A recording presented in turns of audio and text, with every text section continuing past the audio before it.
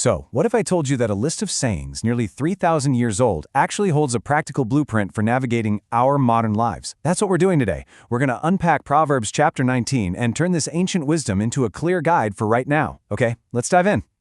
Right out of the gate, the chapter kicks off with a really bold statement. Verse 1 totally challenges our modern ideas about success. It suggests that your character, your integrity, is worth way more than any external status or wealth. And this idea, it's the foundation for everything else we're about to see. All right, to make sense of all this, we've kind of grouped these proverbs into 5 big themes. We'll start with what the text says about money and relationships, then we'll get into the dangers of foolishness, uncover the real value of wisdom, see how that looks in daily life, and then we'll wrap up by zooming out to the big picture of purpose. Okay, so our first section, it dives right into something that's, well, it's always been an issue, right? The connection between our money, our friends, and, who we really are. And the observations here are sharp, and maybe just a little uncomfortable.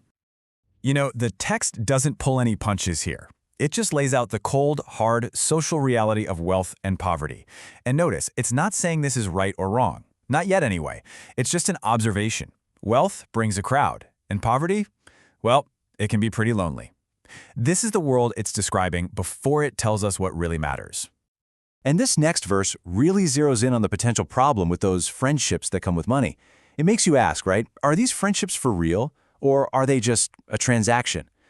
By connecting friendship to giving gifts, the text makes us question any relationship that's built on what you can get out of it. And here is the pivot. After showing us how much social power wealth has, the proverb just lays its cards on the table. It's saying, look, it is way better to have nothing and be honest than to have everything and be a liar. When it comes right down to it, integrity, not your income, is the real measure of who you are. Okay, let's switch gears and move to our next section because this really builds on the last point. If integrity is the path to a valuable life, the text shows us the opposite path, the path of folly. And it makes one thing crystal clear. This path is expensive, and it leads directly to ruin. This is where the text gets really insightful, psychologically speaking. It's basically saying we're often the ones who cause our own problems, but our first instinct? To get mad and blame somebody else, even God. It's a timeless take on how hard it is for us to take responsibility for our own lives. Folly isn't just one thing, it wears a lot of different masks. As you can see here, it can be super personal, like being impulsive, those hasty feet, or getting stuck in that destructive cycle of a hot temper. But it's not just about you. It messes up our relationships and our communities too, from causing chaos in a family to completely undermining justice. And you gotta love this, the text even has a sense of humor about it all. Get this incredible image from verse 24. A person is so lazy they put their hand in the dish, but then they won't even bring it back up to their mouth to eat. I mean, it's an almost cartoonish picture of laziness, right?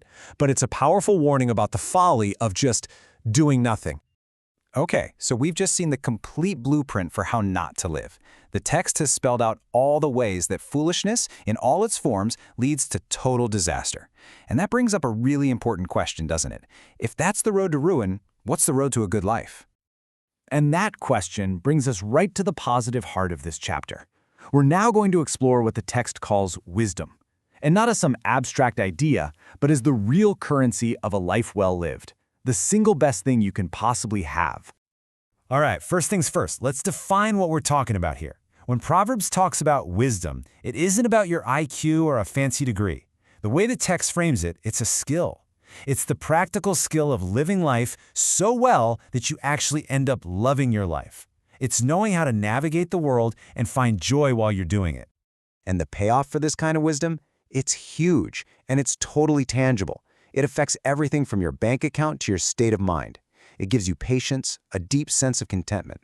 But check out that last point. A wise person can take criticism and actually turn it into knowledge. I mean, in the world we live in today, that's basically a superpower, right? Okay, so we know what wisdom is and why it's so valuable. But how do you actually get it? This next section moves from the what to the how, showing the practical, everyday stuff you can do to build a wise character. And honestly, the roadmap here could not be any clearer. Verse 20 lays out the super simple 2-step process. 1, be teachable. Actually listen to advice.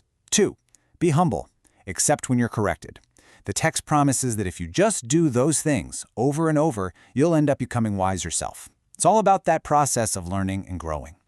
And here's a perfect example of that wisdom and action. See, it's not just about making yourself better, it's about how you treat other people. This verse frames being kind to the poor not as just, charity, but as this sacred act. It's like you're lending directly to God, and you're guaranteed a return on that investment. It's this amazing link between your inner character and your responsibility to the world around you. Okay, for our last section, let's zoom way, way out. After looking at our choices, our character, our actions, the chapter wraps up with this really thought-provoking perspective on our place in the grand scheme of things. And here it is, the grand finale of the chapter's wisdom. It totally gets our ambition, our dreams, all those to-do lists, the many plans we have in our hearts. But then it puts them up against this bigger idea, that there's an overarching purpose that wins out in the end. It's a call to be ambitious, for sure, but also to be humble.